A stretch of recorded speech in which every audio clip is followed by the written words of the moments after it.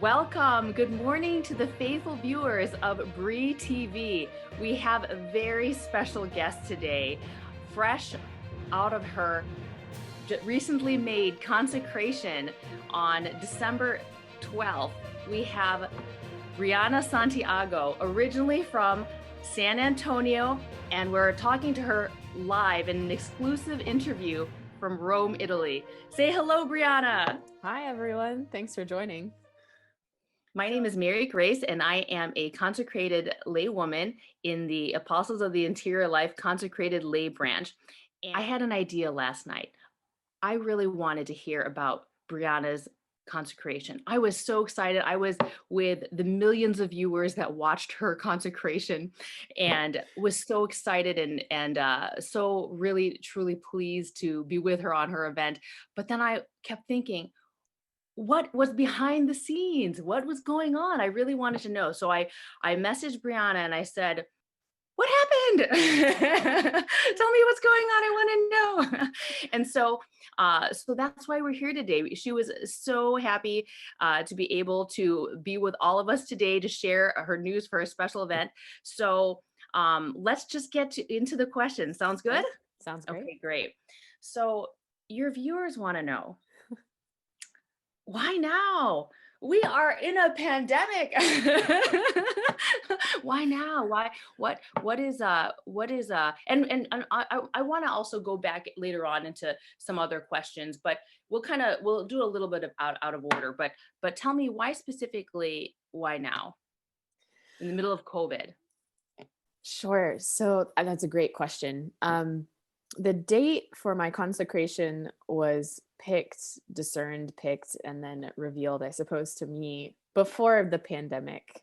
So last December, right before Charisse had her consecration in College Station, Texas, I received the news of my consecration this coming December on the feast day of Our Lady of Guadalupe. And when the pandemic began, or at least when it was getting a little bit more serious here in Italy in March, and the lockdown kind of started and all these things, in the back of my mind, I was wondering, I don't know if we're going to make it, to December 12th. There were so many unknowns, and those unknowns continued, of course, but there was a certain point, this might be the best way to explain it. When, you meet someone and you fall in love and you set the date, I know there are some circumstances in which there are obstacles that require a change of date, but there's a part of you that just can't wait to arrive, and you got countdowns, either apps or physical countdowns that you've made, and the idea of changing the date for me was, I prayed about it, of course, and I thought and wondered, but there was something that just really, really wanted to finally give that permanent yes to the Lord, something I've been praying with and discerning with for, almost 8-9 years now. And so, yes, why now? That's a great question. There's a lot happening that we weren't expecting when the date was chosen, but there was also a part of my heart that was just so ready and wouldn't have wanted to change it for anything. Well, ready and not ready. It's an interesting thing. We can get into that later. But no, I hear you though, because honestly, people that in general, like sometimes we forget that this is a marriage, and that's really what it is. But don't we know people that got married during the pandemic? Yeah, they didn't put off their date. That was the day they wanted to get married. So that totally makes sense to me. I totally feel you on that. Okay, and I kind of jumped into some of the questions that I was thinking, but I want to actually kind of start from the beginning. Sure. And just to kind of give people an idea of what the heck are you doing? Like, for people that for people that have absolutely no idea what it means to be consecrated, or what it means, to do what you have just done, and what is all this, just in layman's, in terms, basically. So that also a great question. So I'm part of a a group of consecrated women, which in the Roman Catholic Church, and that, so a lot of people say, like, sister without the habit. This is kind Mhm. of the very generalized description, but it's a life of chastity, poverty, and obedience, um, with this group. So this group of consecrated women that has a specific mission and a specific call, um, to give our lives completely to the Lord in the service of his church. And so what does that mean? It's not like The Sound of Music. I mean, maybe there are some similarities. I do sing, but that's probably the only similarity I can think of. I haven't frolicked around in the mountains In and my mind, I'm thinking, aren't you part of the choir? Kind of people that have some words with you later on. absolutely. But where there is the vocation to married life between husband and wife, and then in building a family, there is also the vocation of religious life, consecrated life. There's the vocation to the priesthood. And then, of course, everyone in the single life as they discern and discover their own vocation. So I would fall into the category of religious life and consecrated life, and which in a more final, official, complete way as of this December the 12th, a couple weeks ago. Sounds like an amazing life. I like it. Me too. Okay. Well, okay. So, um, let's let's get into how you first started on this journey. I think that's kind of a big question because, did you just like, wake up and, shake your bottle in the morning, 20 years ago and say, I'm going to marry Jesus, or like how did this all come to be? Mm. Well, 20 years ago, I was 9, so I wasn't drinking out of a bottle anymore. But no, I didn't wake up, or I wasn't born a nun. I wasn't um, so certain of this vocation for my whole life. Of course, so I was born and raised in a Catholic family, and went to mass every Sunday. And my parents had a really great relationship with the pastor of our parish, Monsignor Douglas Fader. And so I was very much a part of the parish community. But no, I mean, I had lots of boyfriends in middle school, high school, even in college, and just dating and exploring. And I desired a family. And I did have moments of a deeper encounter with the Lord as I was growing up, that for me weren't necessarily a sign of like, oh yeah, I'm called to religious life, but Mhm. just discovering who God the Father is, and his bride, the church, Jesus' bride, the church, and how that works as like a community and all these things. For me, to be honest, well, I suppose, so this pastor, Monsignor Fader, since I was little, since I can remember, he would joke, well, I thought it was a joke. He would say, you're either going to become a nun or marry your best friend Matthew. And I was like appalled to both options, because I loved Matthew as a brother.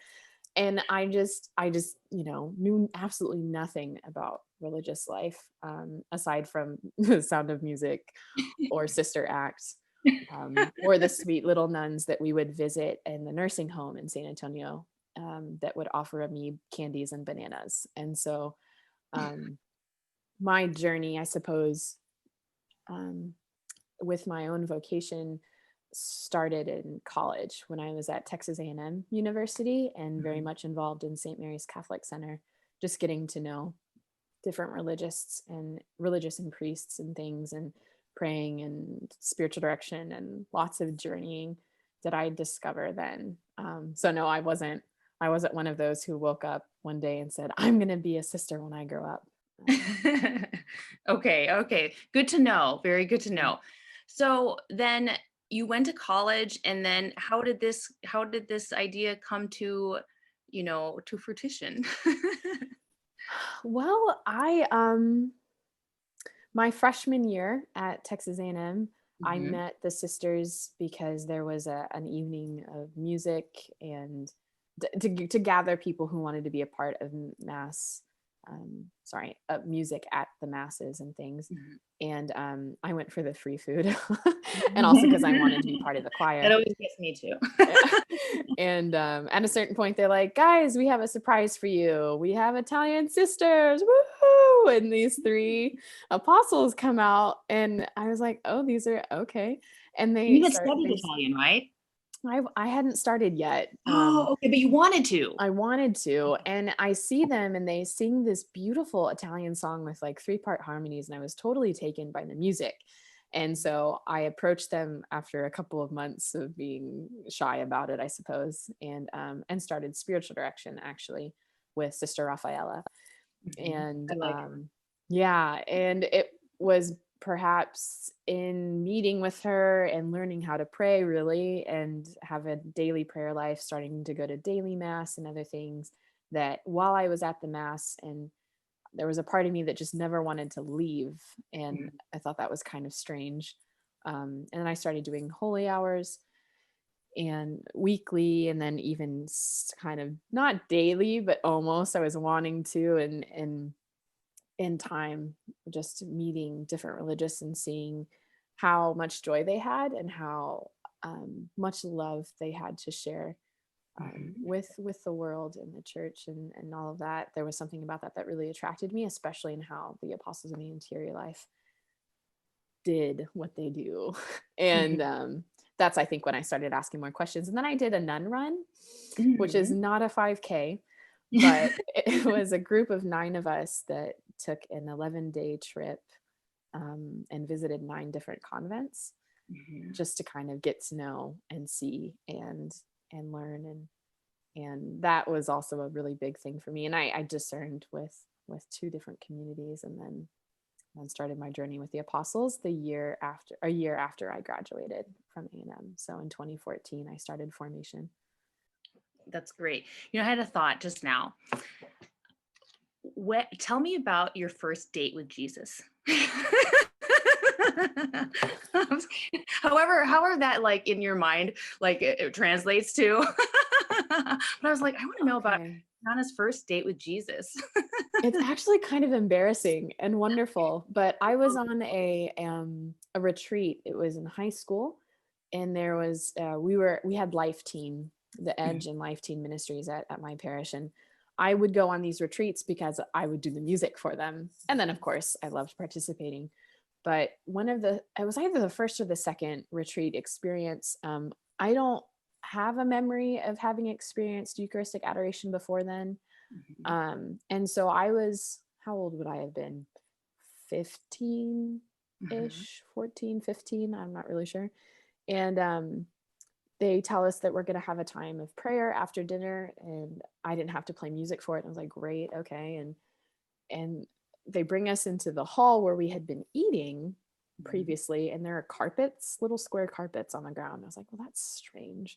And I see people going and sitting on the little squares. And I was like, okay. So I followed suit. Well, all of a sudden I hear music from afar, and I see candlelight, and I see other young people either like getting on their knees and I was like, oh, okay. I knelt down, just kind of following suit. And then the deacon who was with us on the trip brought in the monstrance. And it's not like I didn't know who it was, but because, I'd received communion before and I had seen a bigger host before, but it was definitely my first experience of seeing him, and then the lighting and the music, and then I saw these young people like kneeling down on all fours and like weeping, and I was like, oh my gosh. And all of a sudden just kind of this huge emotion came over, and I found myself kind of like on like all fours, just like a nasty cry. I mean, I didn't even know why I was crying, but all of a sudden there was a puddle underneath me, and I think I stayed that way for maybe 30 of the 45 minutes of adoration that we had. And afterward I was like, what just happened? Because um and I think it took me probably even weeks if not months to kind of decipher what had happened there. Mhm. but that, yeah, my first date with Jesus was not pretty in the sense that I was definitely not composed, nor was I prepared. It just kind of like he showed up and I was like, "Oh, okay." In my mind, it's like Jesus was saying, "You thought that Matthew guy was cool. Take the load off of this." Yeah. No, Matthew is wonderful. We actually have stayed really close friends, but yeah, it was quite the date. So you've been in Italy right now for how long? I moved here on June 1st of 2015. So it's been a little over 5 years, 5.5 years. That's great. And you've been doing schooling there too. I have. So all of us apostles in formation, and then myself included, come here to study philosophy and theology. So it's Mhm. usually 2 years of philosophy and three, like a minimum of 3 years of theology. And then you might study a little bit more after or later on in years. I'm auditing a couple of classes right now in spiritual direction because I technically finished my theology degree this summer. But Cool. but this year, Congratulations. thank you, Exciting. thank you. It was. Okay. So let's fast forward to now. Great. And what we're all waiting for here. And you know, tell me about just like the planning of it all. Tell me Mhm. about like what goes into all of this. I was watching and it was so beautiful. Like I really felt like um it was it was just so beautiful. Like honestly, it was so beautiful. And I was also, I mean, I was so impressed with the video. I felt like I was watching something on television, some similar to now, I mean, you know? Same, the same. So similar to now, slightly more professional than what we have going on right now. But it was beautiful. Like everything Mm. seemed to go so seamless, honestly. Like tell me about the entire process. What happened, and were there any unexpected things that happened too, just from the beginning? I know Sure. we sent you sent out your invitation saying that you were going to do your consecration, and then what happened? Okay, so there's actually a Google document that gets sent to the young woman who's preparing for her consecration in our community with a to-do list of things that Mhm. need to get done, and it more or less in like which month they need to get done that year of like the consecration. So I received this to-do list thing, I think in January or February. And I love to-do lists, and I'm kind of type A. And so planning and organizing and things like that don't stress me out, but it's like it's a joy. But then Mhm. COVID happened. And so I Oh, you didn't plan for no. that? And so I had gotten maybe like 3 or 4 things on the to-do list done, the things in February, and then it kind of just ended there. And so there was just Mhm. this long waiting, March, April, May, where I was seeing the backup of this to-do list and thinking, oh my gosh, I just, these things will never get done. And I don't know how they will get done or where they will get done. So there was a lot of waiting, because originally the consecration was planned to be in my hometown in San Antonio, in my home parish. Mhm. And that meant being in contact with the Archbishop in San Antonio and his staff, and in contact with the current pastor of my home parish and his staff, and asking for the church and the building and the reception hall and all these things, while not knowing if I would actually be able to come to the United States in December. And Mhm. um, so there were a lot of unknowns. And for someone like me who loves planning and, would tend toward being kind of control freak, just like to have to let all of that go was a huge test of my patience, but also my trust in God's providence. Mhm. And Yeah. I haven't to this day looked back at that to-do list, I think since May, because everything changed, just the way that things go. And so what did that actually end up meaning is that you know it, we were just kind of paving the new way for a new kind of way to prepare for a consecration. So a lot more um, virtual invitations. So, an image instead of something printed and mailed, or um, inviting people here when we ended up deciding to have the consecration in Rome because of COVID and quarantining and other things involved. So there was also the choir, finding people here to sing, and a bit of planning goes into it, but there certainly was a lot of unexpected, I suppose, events that kind of It changed sounds everything. like it sounds like Jesus was trying to get you really ramped up to be a missionary. Absolutely. He's like, Absolutely. you thought you knew what it was like, but you don't. Boom. No, it's so true. It's so true. So, I mean, obviously there's the liturgical aspect, right? So how the mass is going to work. And so there was a Google document that myself and Sister Elena were editing for months, just saying like, okay, this is how you walk in, and this is who's going to bring the offertory gifts, and this is who's going to do the readings, and these are the songs that they're going to be, and this is going to be the celebrant and the master of ceremonies. And so like all the liturgical prep, and then there's the psychological prep and the spiritual prep, which is part of our whole journey of formation, the whole formative process. And then there's the day of things that need to happen, and picking of the church and asking the priest to be the main celebrant, and all things which I didn't really have concretely the possibility to act upon until September or October, because end of September, early October, when the location was definitively decided. Yeah. So basically, I was I can kind like of see you sweating a little bit. so I kind of was planning like two separate consecrations. Like, okay, if I'm able to get to Texas, the consecration will be like this, and this Wow. will be the celebrant, and these will be the singers, and this will be the location. And then also, like, if I'm not able to get to Texas, the consecration will look like this, and this will be the celebrant, and this will be the church, and this.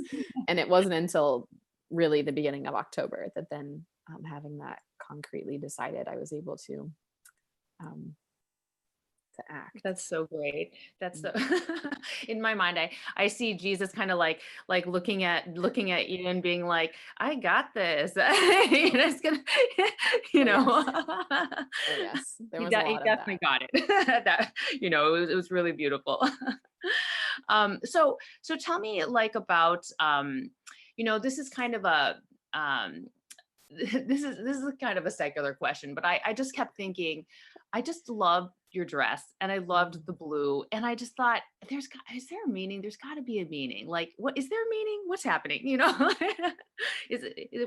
Tell me about your dress and your in the blue and everything. Absolutely. So, there's not like a rule in our rule of life of how the young woman is supposed to dress on the day of her Mhm. consecration. Charisse wore a white dress, and I really, really liked that. And I kind of wanted to do something similar. And I was planning on asking a dear friend of our family to make the dress for me, because that way I could tell her, I think I want 3/4 sleeves and this length and modest and all of that, modest and elegant. And then one day my mom sends me a message. I think this was summertime. And she says, "Hey, Briana, I found this dress. What do you think?" And I hadn't asked her to look, and there was none of that happening anyway. She sends me a photo, and it was exactly what I was thinking or imagining or wanting. And so I sent her back a message and said, "Oh my gosh, mom, like, where did you find this?" And anyway, she was able to order the dress and send it to one of the sisters who was going to be coming back here to Italy in August or September. That way I could try it on and fix it up and all of that. And there's a woman here who's named Antonella, who is a great seamstress. Her mother had taught her, and it was a little bit large, the dress, kind of like in the shoulder area. And so I went over to her place, mask and all, trying to keep distances to get measured up and things. And while I was there, I mentioned to her that Our Lady of Guadalupe, the image she's wearing like a teal, like a darker teal mantle. And Mhm. there was a kind of a part of me that wanted to have something blue and, something old, something new, something borrowed, Yeah, something blue. And yeah, then that's also having Our Lady of Guadalupe have the teal that, yeah. being in the basilica here in Rome dedicated to her, I kind of just wanted some kind of connection. And she goes, Mhm. "Oh, well, I have teal material right here." And she opens up her closet and pulls out a shoebox. And she had all of this really beautiful, like satin like teal material. And she Mhm. goes, "Do you want me to make you a sash?" And I was, "Yes, perfect." And she goes, "And I can make you a matching mask if you want." And I was, you know what? It's just so 2020. Like, of course I want a matching mask to go with my sash. And and so she did, and it was really beautiful. And I was able to take a picture of the material and send it to my dad. And my Uh-huh. mom ordered him a matching tie and I don't know what that napkin thing is called, handkerchief. Um, and so that's where the blue comes from, wanting to have some kind of connection, and then God just making that happen, that she just providentially had the exact color I was looking for of That's so material in perfect. her house. So Especially on Our Lady of Guadalupe, right? On the yeah, feast day. That's so yes, great. And yes. you just mentioned your dad. I loved seeing your dad there. That was so great. Tell me about it. I actually I totally cried when I saw your dad crying. I was like, "Oh, Yeah. this is too much already." That was a huge blessing because right now, or well, yeah, no, I think it still is that way, but the borders are kind of closed between Europe and the US. And so I wasn't sure. I wanted both of my parents to come, and but I didn't Mhm. know how I was gonna kind of get that to happen. So I'd been in contact with the embassy for a while, even before September, October, just in the off chance the consecration would be here in Rome.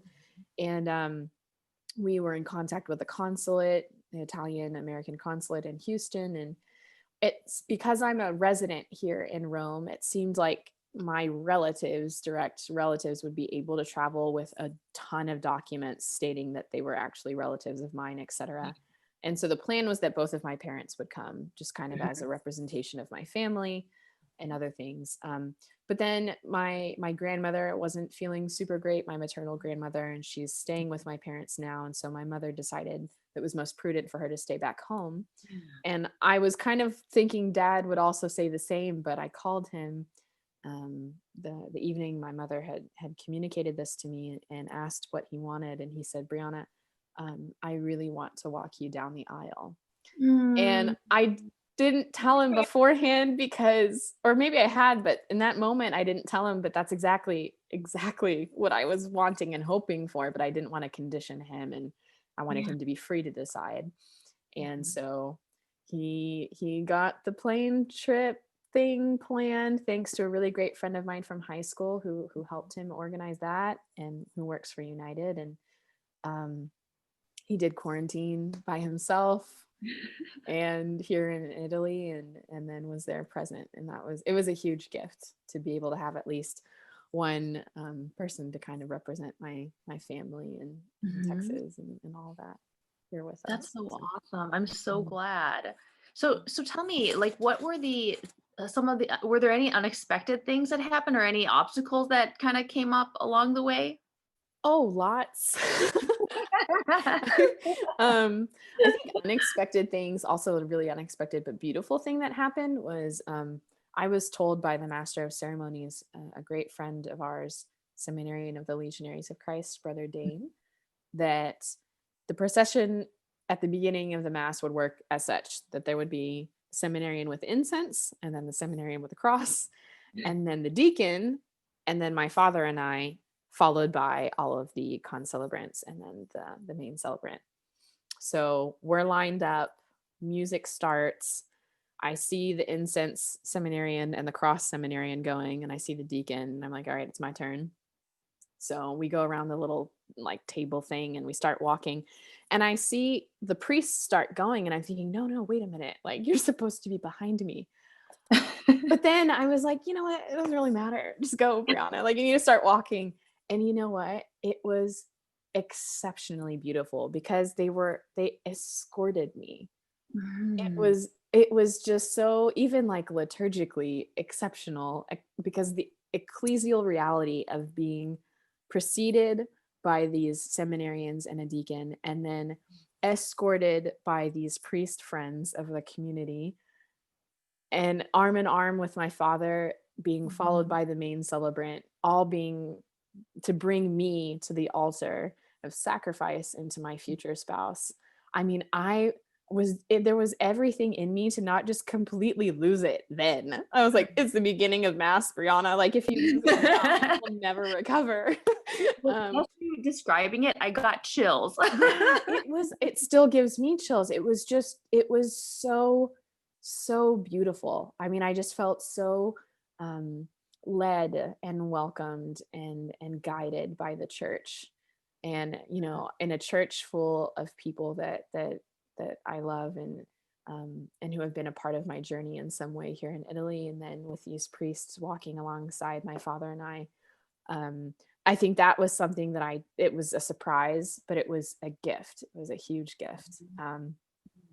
For unexpected things that were more like obstacles, I mean, lots, the pandemic and other I things. feel like that you had to come up with a choir, like, in less than 24 hours. So I I heard about, did. like, I saw everyone getting COVID the night before or something like that. What's going on? Yeah, so if you look at the program, there is a list of 6 names of some really, really, really talented seminarian friends of mine, who could not be there that day to sing and play for the mass because one of them was positive, and since they had met together to practice for the Oh. consecration, then they all had to be in quarantine, and they're doing well, praise God. Good. But got that news less than 24 hours before the celebration itself. It was like at 6 p.m. the night before. I bet that was the hardest text that that person had to write all year. They're like, Yeah, no, brother Luke called me. He called, and it was, I'm sure, poor guy, he probably had a really hard time making that phone call. I'm grateful that he did, though, because showing up and not having music would have been even more of a surprise. But um it was really beautiful because, being a musician, I really, really cared about the music for this specific liturgy, and I had been meeting with brother Luke for weeks, Mhm. virtually or by phone, to talk about the music and to pick music together. And I was so grateful for their help and participation that they were so willingly and freely offering. um, and so the night before hearing this news, there was this thought of, wow, Lord, when I said that, like, I have no control and you have to plan it, I don't, I wasn't like, I don't know if that's what I was talking about. No, but you kind of just go into like adrenaline. Okay, like, what do we need to do? And so I went and I told Sister Debbie, and we went into her room. She was like, okay, what's next? And I was like, and and fortunately, Sister Cherise is an exceptional singer, and she knew all of the songs that I had chosen. And so we kind of divided and conquered. So Sister Debbie went to go talk with Sister Cherise and ask if she would be willing to be the cantor. And I called these two Italian gentlemen that we know, one of whom is an incredibly talented organ player, and the other who is a very wonderful singer and helps him like turn the pages and things. And I said, look, guys, I know this is an absurd request that I'm about to make, but here's the situation. And I explained it. And he said, okay, send me all of the music. I'll take a look at it and I'll let you know. Mhm. So this was at 6 p.m., mind you. And at 9 p.m. was the vigil holy hour for that we always do the night before the consecration. So I went and had a quick dinner. We left for the holy hour. And at that holy hour, I didn't know if I was going to have, musicians. And I get back at 10 that night, called the organ player, and he goes, I don't speak English, but I've listened to everything. We did 3 hours of practicing and we're on board. And there's this moment of like, okay, Lord, Wow. okay. He's and like, "Didn't I tell you to direct?" and it was beautiful because Sharice and I, before we entered this community, had done music together and have continued since then. And so for her to be able to sing at my consecration is actually hugely providential. And I mean, both would have been beautiful, the choir of my seminarian friends, legionary seminarians, but Charisse being able to step in like that last minute. And you would never know. She sang so beautifully. It went so No, wonderfully I well. didn't know. I Yeah. actually thought it was perfect. Like, and Yeah. I I really thought it was perfect. It was beautiful. I just, it was perfect. I It don't know how was else to put it. it It was was beautiful. great. You know, the It was music was beautiful. fantastic, and I just, loved her singing. It was just, it was amazing. So, was there ever any point that you were discouraged in all of this? It seems a little, some of it seems a little bleak, or but I mean, just me, if I'm planning it and such. But how is it for you? Like, did you have ever had any like doubts at all during this period of time, or what was that like? You know, yes. I mean, in the sense that, okay, no, how do I say this? There were moments in which it would have been super, I think, okay and normal and natural to be discouraged or to be upset or to be angry with the Lord. Why? Why is my consecration in 2020, when all of Mhm. these things are going wrong and I can't plan anything, I have no control. And it, I think logically or rationally that would make sense. But there were so many moments in which the Lord came through Mhm. that made it so clear to me that he was in control, like, and that he had things under control, that regardless of the heartache, which there was, I mean, there were moments when I cried, I wept for all of the things that I felt like I had to renounce to. So I had to give up having my consecration at home with my home parish. I had to Mhm. give up my family being present. I had to give up my mom being present. I mean, I wept for hours when I found out she wasn't coming. And I had to I'm sure she trust. did too. I'm sure she did. So all of these things that I felt like I was renouncing to or giving up. But then the Lord, if not that day, the day later or 2 days later, would just like swoop in. Well, he doesn't swoop, but he would just come in He's with this amazing grace and consolation that made it so clear, like, that he had me in mind, and his plan was better than my plan. And so then I would receive this ridiculous gift or grace, just kind of spiritual gift or grace out of nowhere that would just sweep me off my feet. And and so even though maybe I had just been crying, 10 minutes before, I realized, okay, I have these plans in mind for you, as it says in Jeremiah 29, right? Plans for a future full of hope, right? For your good and not for your. And so those words were just, okay, I would repeat those words and say, like, okay, Lord, you have these plans for me, and they're going to be good and they're going to be beautiful. So yes, it would have, maybe some people asked, why aren't you discouraged? Why aren't you upset?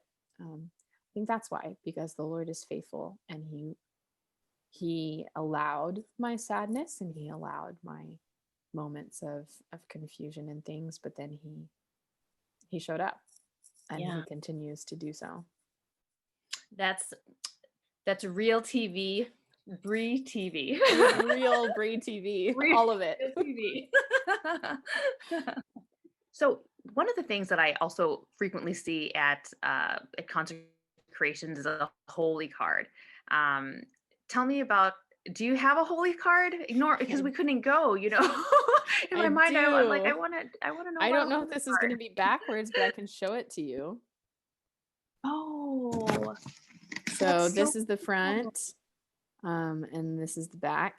The front Mm. has Our Lady of Guadalupe, hugging me. I was Actually, I gonna don't know if you say can that's tell that it's me. gotta be you. um, and then the back has my name with the quote, "Give me courage," that comes from the Book of Esther. And then there's this symbol that they found in Magdala, where Mary of Magdalene is from, like this one right here, that they found in the temple there, and then the date and location. Mm. But yeah, it's actually an interesting story. I had kind of wanted something a little bit more personalized, so not your typical card, I suppose. And I reached out to Father Gerard Alba, who is an incredible artist Mhm. in Kansas City, and asked if he would be willing to draw something for me, and he said yes, but that he wanted me to give my hand at it, just to kind of sketch something and send it to him so that it could be like a collaborative effort, not just something that he had done for Yeah. me. And so I was like, I'm not an artist, musician, but I had sketched like trees and animals when I was a kid, and that was kind of it. And he goes, it's, you don't have to be, just try and send it to me. And I said, okay. And so I downloaded an app on my tablet, and there's a picture of Our Lady holding baby Jesus that I really love. And Mhm. so I traced that kind of, and then I had Kate, who's a young woman in formation, take a picture of me up against my wall like this That's awesome. so that I I just have could a mental image. trace me. Anyway, tracing all of these things, and then adding the arch, with the light beams, whatever, the sun rays from Our Lady of Guadalupe and stuff, and then just taking it to prayer. This image kind of came forth. I was like, wow, so that kind of actually looks like me. This is crazy. And so I kept playing with it, and then I sent it to Father Gerard, and he replied. His email was, hermana, which is sister in Spanish, you don't need me. Oh. And and and in my mind I was like, no, I mean, no, that's not true. So I did ask him some advice about, I don't know anything about human anatomy and how that should be drawn. And so, I didn't know where her shoulder placement and elbow, how big her wrist on her hand, things of this nature. And so he kind of gave me some tips on, like, the human body and other things. But it was a huge gift in some ways to be able to, print and give to people present something that was the fruit of my prayer, kind of miraculously So speaking. you Um, drew I did. I wow. I did. was wow. That's beautiful. I love that. Thank you. That is really, Um, oh, I also got chilled with that too. I'm just saying. yeah. So, okay. I have another question. Go for it. Okay. So, um, you know, so you said you didn't know you were if you were going to be consecrated or married when you were when you're younger, but at any point when you had thought that you were going to be married or in however form, did you have a certain, like, did this compare, like, with your consecration, how Mm. did it compare to what you had imagined a long time ago? So, growing up, I never really like fantasized or imagined my future wedding. Mhm. I had friends, like girlfriends, who would talk to me about like their future wedding dresses and rings and other things, and I that was just like so far from where my imagination would go, which was playing with Matthew and his younger sister and my younger sister in the trees in our backyard. Like, we would just climb them, and they would be like ships, and we would be sailing places. And like, I was just in other places, not in like future weddings. Yeah. I was exploring new lands and other things, um, which is kind of interesting actually. But um, I think further on, maybe, in high school and college, there might have been some thought or a desire of related, but then again, I really don't think I ever actually imagined the day itself Mhm. until I started formation with the Apostles of the Anterior Life, because my formative experience or my formative journey began in the fall of 2014, which was the year that Sister Tatum had her consecration. And so, or wait, yes, it was. And so I had entered the community in August, and then we, like, a couple weeks later, drove up to Kansas for her consecration. And so I saw, in the flesh, it Also happen in the beautiful. mass, which was also exceptionally beautiful. And so then I kind of started thinking and desiring and other things. And to be honest, I think it exceeded my desires and expectations because, first of all, the basilica that we were at is just beautiful. I Mhm. mean, the blue mosaic with the tabernacle that is the last flower that's underneath the image of Our Lady of Guadalupe, and the altar, and then they had all these flowers, and that was not us, they were already there because Mhm. right before my consecration there was a wedding that Mm. happened, and so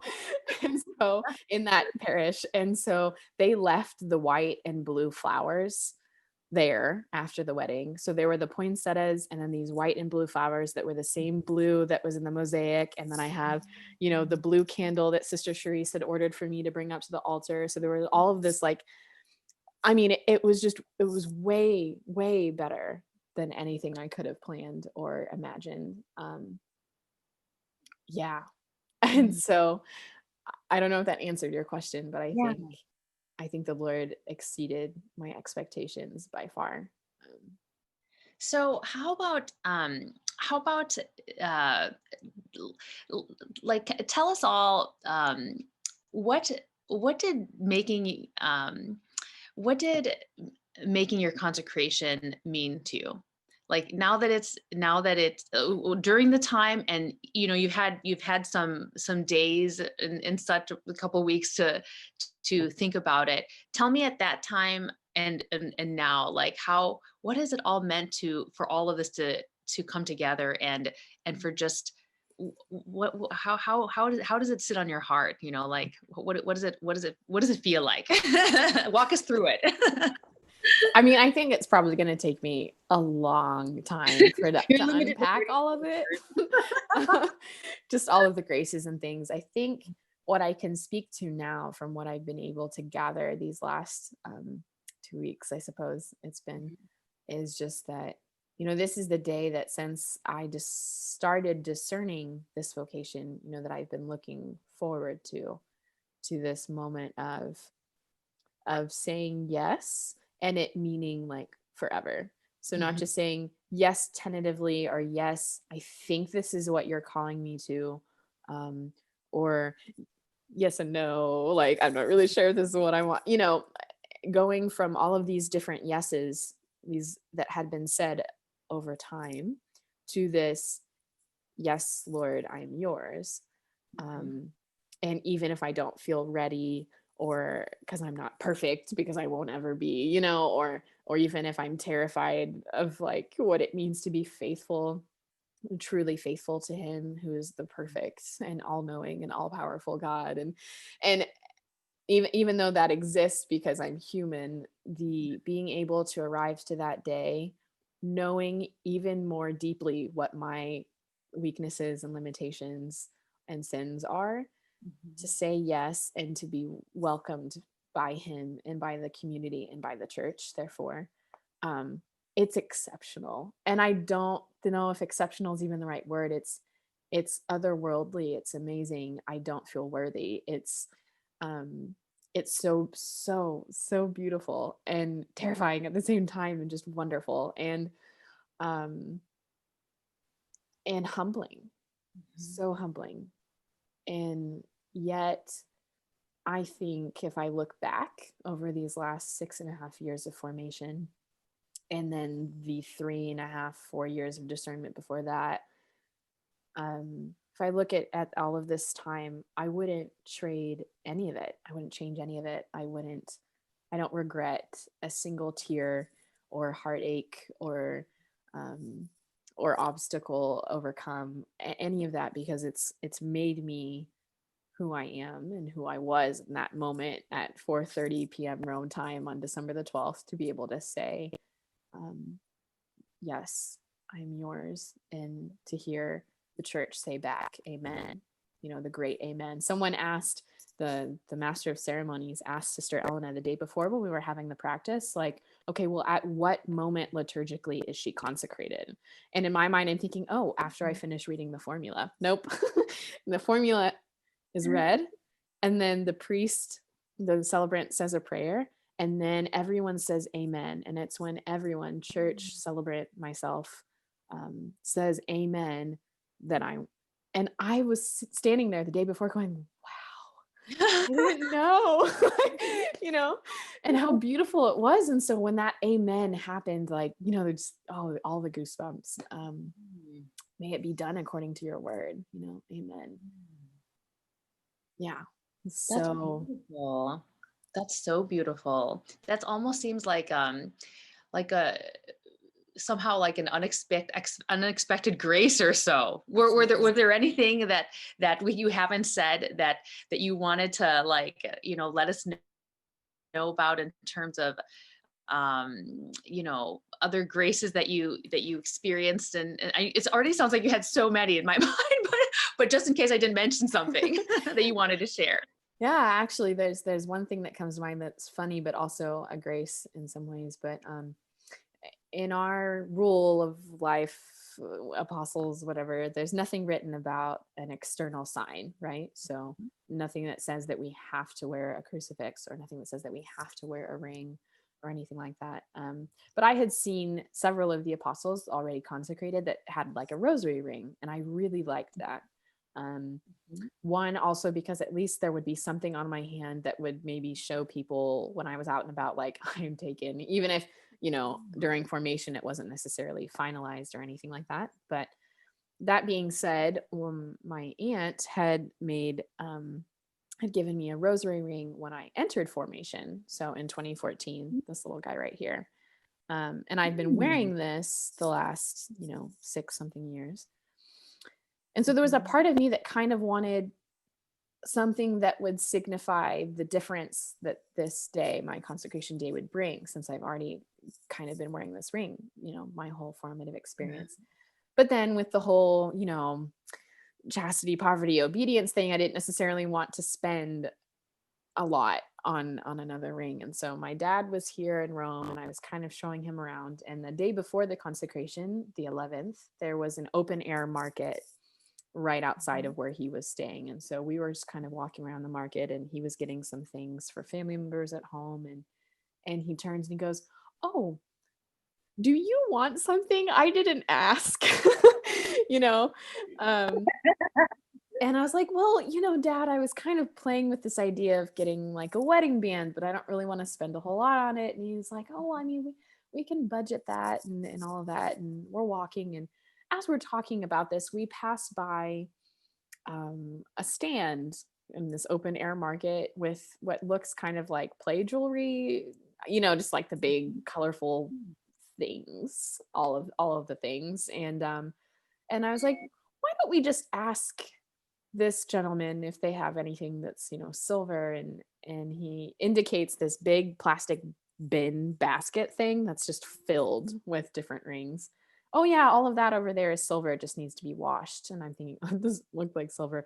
And I didn't want anything that would turn my finger like green or purple or anything like that. But I was like, "Okay, well, we'll trust his word." And so we start digging through it. Well, he sees that we're taking a long time. So he comes over and he's like, "What are you looking for?" And I was like, "Something really simple, not big." And so he starts helping. So it's me, this guy who owns a stand, and my father, who are digging through this bin. And they keep like grabbing rings and like offering. So I'm trying them on. Well, like none of them fit. They were all really big. And at a certain point, this guy turns to me and says, "You need to fatten up." I was like, "That is not actually what I need." But in that, like near that time, my dad was like, "Oh, what about this?" And he hands me this little band, and it fit perfectly. And so Mm. I asked the gentleman, "How much does this cost?" And I'm thinking something maybe kind of exorbitant, and that I would want to haggle or the price. And he was like, €5. That's Oh, perfect. And so the morning before my consecration with my dad in this open air market in Italy, we got a €5 little silver band, this one right here, Aw. that now I wear under my. Oh, I love And that. it's so perfect. It's Oh, so perfect. perfect. And just even just kind of, I'm not going to say that it would just kind of, well, it's so 2020, but maybe in some ways it is. And I don't think I'd have it any other way. So when I arrived to the church, the basilica, an hour and a half before the celebration, there was kind of some chaos because the wedding had gone long, Mhm. and the camera crew that was there for me needed time to set up, which they weren't going to have because they were still breaking everything down from the streaming of the wedding that had been right before us. And so I was thinking, okay, well, we might run late or start the streaming late. And there are going to be all of these people waiting. And I was like, you know what? I'm going to go to the chapel and just pray, take off my watch, turn off my phone. And whenever they come to get me for the start of Mass is when the Mass will start. And I won't know what time it is and it'll be great. So I went and I was praying. And then this ring came to mind. And I said, you know, I think I'd like to get it blessed before Mass begins. And so I went from the chapel behind the sacristy, and the main celebrant, Father Alfonso, was looking at the missal at that time, and he had the missal open to the page that talks, or that where the feasts are. So it was like December 12th, Our Lady of Guadalupe, and then it had like the collect prayer and all of that. And I went up and I asked him if he would bless the ring. Well, he said, "Oh, of course." And he takes it from me and he placed it right on top of the missal, right on top of where it was written December 12th, Our Lady of Guadalupe. And he prayed and blessed the ring, offering and me to the Blessed Mary and her intercession to the Lord. And it was just a really powerful moment. And so to have this little €5 ring that my dad and I had found the morning before be such a beautiful part, even liturgically at the celebration, was another grace and gift that was unexpected. I love that. I've loved all of this. And I know the millions of viewers that are your fans that are Millions. listening right now are loving it too. Mm, Thank you so much for you're so taking welcome. time to tell us all about your special day. For truly it was a special day, you Yeah. know, honestly. Even, you know, I was talking with Karen, one of the other consecrated lay women, and she said, you know, I knew it was going to be Briana's special day, but I didn't know I was going to have a good day too. You know, like really, I just know that graces were all around. Mm. You know, you get a grace, you get a grace, you all get a grace. You know, like, kind of like that. But no, that's really what it was like. And so, anyways, I am so happy that for you, and I'm so happy that we were able to celebrate with you, and thank you for all of the great stories and sharing your story with us too. Of course. Thank you. Thank you for organizing this moment of international exclusive interview. It's been a joy to share it with all of you. Thank you, Briana. Thank you, Mary Grace.